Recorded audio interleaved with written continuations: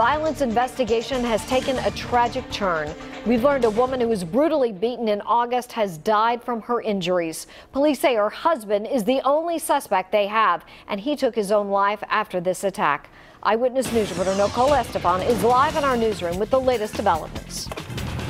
Well, Lucy Ponte had been in the hospital since this August incident, and police do believe her husband of 20 years is responsible for her death. This was the scene in August when Lucy Ponte was found beaten and strangled inside her Larchwood Drive home. On Sunday, the 54-year-old died. East Providence police tell us they suspect Ponte's husband, Mario Ponte, who committed suicide shortly after his wife's assault, is responsible for her death. Anytime there's a loss of life connected to domestic violence, it's just horrific.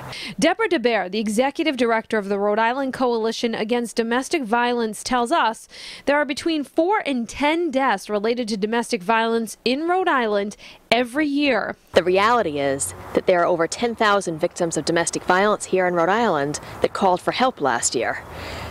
Only a few ended up murdered, but any one of those 10,000 are at risk for severe tragedy like this, and that's what we need to do. We need to intervene and try to prevent things like this from happening.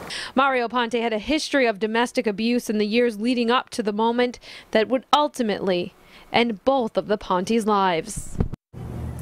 The Pontes do leave behind 2 adult sons. In the newsroom, Nicole Estefan, Eyewitness News.